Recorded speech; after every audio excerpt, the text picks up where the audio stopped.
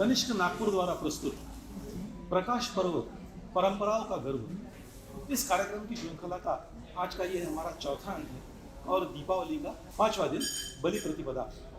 आज के दिन सभी व्यापारी भाई नए खाते बही की शुरुआत करते हैं, उसका पूजन करते हैं। इस उपलक्ष्य में मैं तनिष्क की ओर से और हम दोनों की ओर से सभी व्यापारी भाइयों को शुभेच्छाएं देता हूँ।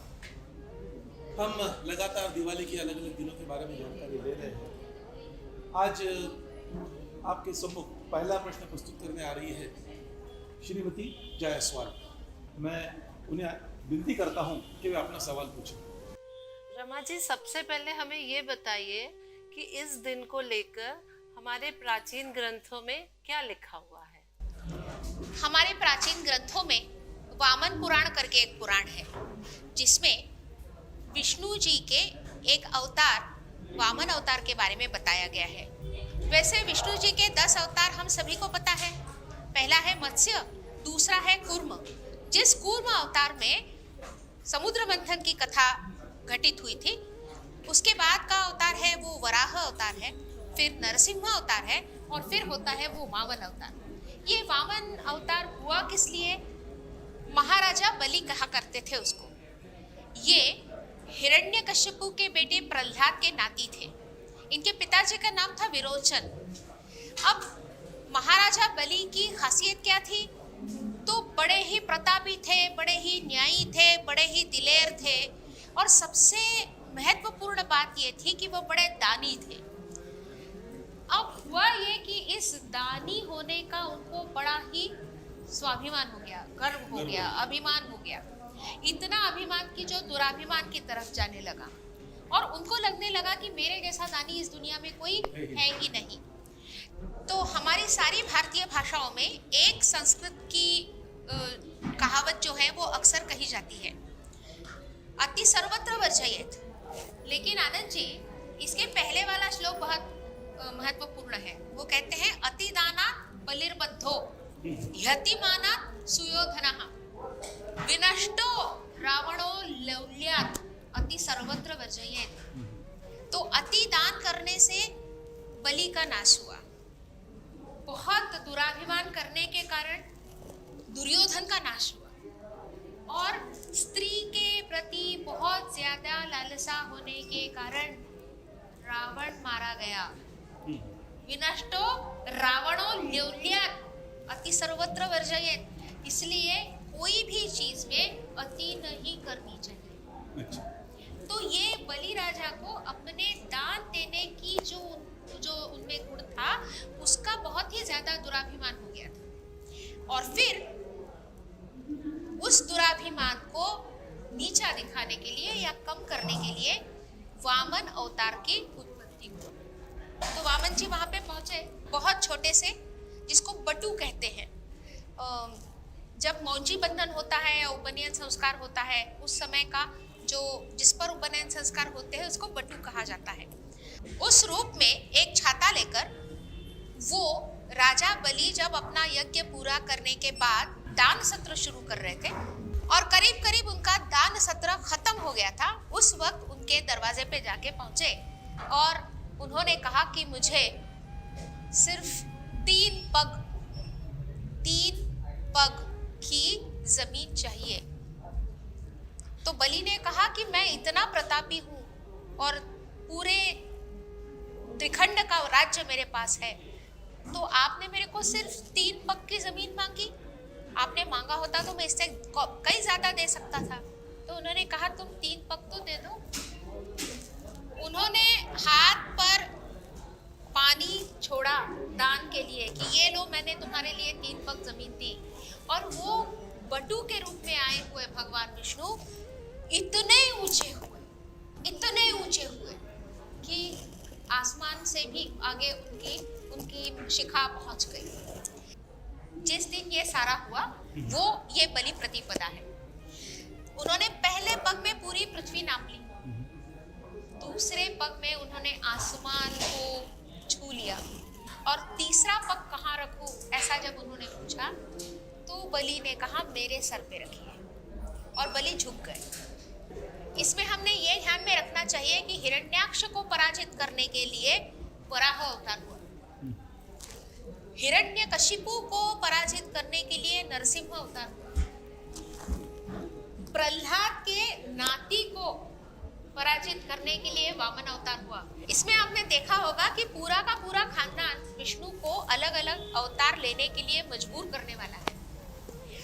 तो आज के दिन बलि प्रतिपदा होती है और बलि राजा पाताल लोक से ऊपर आकर अपनी प्रजा खुशहाल तो है ना ये देखने के लिए आता है।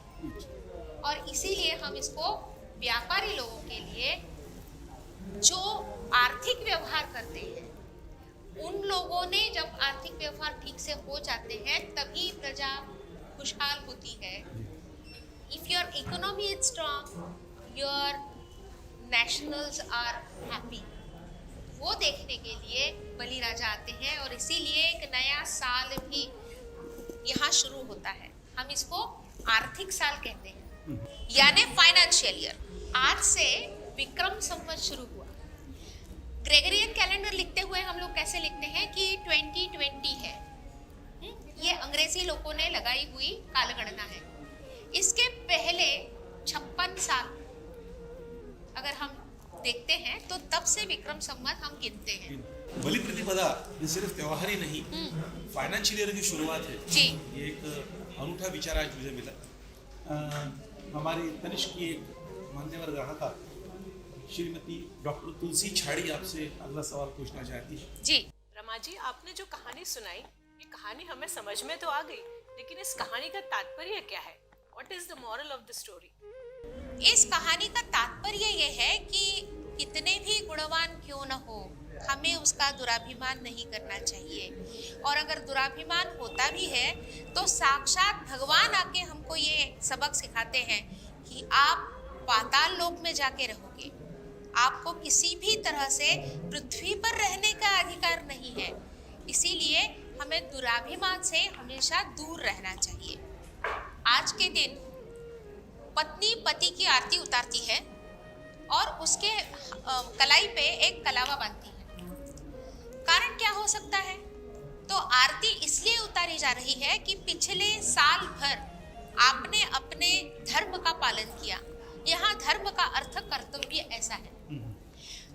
तो अपने सारे कर्तव्यों का आपने जितना हो सका पालन किया और वो करते हुए जितनी भी अड़चने और समस्याएं आपको आई उस पर आपने जीत हासिल की, तो उसके लिए उनको बधाई तो देनी चाहिए। तो बधाई देने का एक तात्पर्य ये भी है कि हमें आप पे नाज है।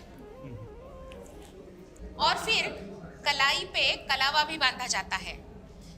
ये बहुत ही आसान है समझने में कि अगले साल में आपको आपके धर्म का पालन करना है, आपके सारे कर्तव्य आपको निभाने हैं। इसी तरह से हर पल आपको संघर्ष करना है। उस संघर्ष में आपकी रक्षा करने के लिए ये कलावा होगा। पति को धर्म के मार्ग पर रखना ही पत्नी का कर्तव्य होने के कारण ही वो उनके हर काम में टांग अड़ाती है। वो ठीक से हो रहा है कि नहीं, उसमें कुछ कमियां तो नहीं रह गई, ये बिल्कुल जागरूक होके देखते रहती है। और ये साल भर होगा इसकी वो गारंटी पति से लेती है। इसलिए वो पति के कलाई पे कलावा बांधती है। चलो, मतलब पति से सिर्फ कोई गिफ्ट लेना इतना ही इसका उद्देश्य नहीं है, वो उससे कहीं आगे बढ़कर। जी हाँ। हमारी अगली सम्मानीय ग्राहक श्रीमती जयश्री तेजपाल अपना अगला सवाल लेकर उपस्थित हो रही है। मैं उन्हें आमंत्रित करता हूँ।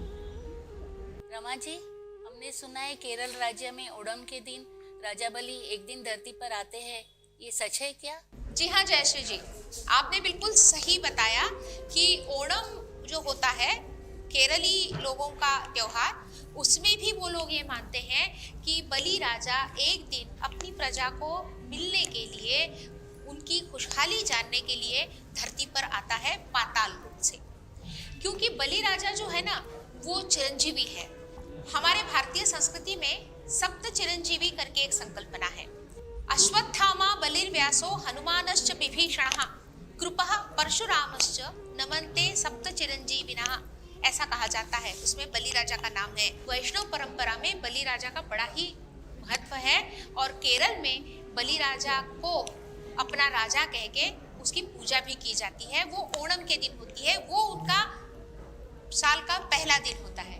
इसका मतलब बलि राजा को साल के पहले दिन पूजा जाना ये हमारी परंपरा का एक अविभाज्य अंग है।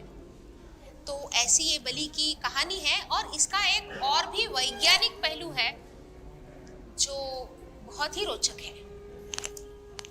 जब आपने वैज्ञानिक पहलू कह दिया तो वो जानना तो जरूरी हो गया। इसी के अनुसार आपसे श्रीमान प्रमोद रामटेके जी एक सवाल पूछना चाहते हैं। रमा जी, आपने कहा था कि बलिराजा और वामन इनके कहानी का और एक भी पहलू है, तो उस पहलू के बारे में हम जानना चाहेंगे। प्रमोद जी ही जानना चाहते हैं, इसलिए मैं बता रही हूँ कि जब हम ये कहानी का शिल्प देखते हैं उसमें वामन अवतार की जो मूर्ति है उसके पीछे आसमान तक अपना पैर लेके गए श्री विष्णु की भी एक बड़ी भव्य प्रतिमा हुआ करती है। उसको त्रिविक्रम बोलते हैं। अब त्रिविक्रम का अर्थ ये है कि 3 विक्रम करने वाला या 3 जगहों पर विक्रम करने वाला। तो हम जब ग्राफ यानी आलेख सीखते हैं तो हमें ये बताया जाता है कि 0 से शुरू होगा, एक्स एक्सिस होगा, वाई एक्सिस होगा और एक जेड एक्सिस होगा, बराबर है जी, 3 डायमेंशंस। 3 डायमेंशंस। अब ये जो 0 है, ये 0 उस प्लेन में कभी भी नहीं होता, वो कहीं और सतह पे होता है और वहां से फिर वो x शुरू होता है, y शुरू होता है और z शुरू होता है। तो कई लोगों का मानना ये है कि वो जो 0 है वो यानी बलि राजा का मस्तक, तो वो पाताल में गया यानी उसने अपनी सतह बदल ली। और बाकी के जो 3 एक्सिस है वो यानी भगवान विष्णु का मस्तक, भगवान विष्णु का एक पैर और भगवान विष्णु का दूसरा पैर। तो हमको जब 3 डायमेंशन या त्रिमिति ये संकल्पना क्या है ये समझ में आई, वो भी दिन आज ही का है। इसलिए मैंने कहा कि दिवाली में आपको 3 रत्न मिलते हैं और 3 संकल्पनाएं मिलती हैं।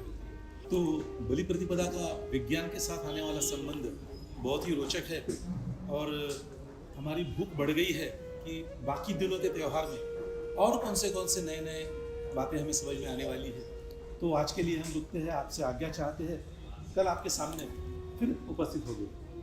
नमस्कार।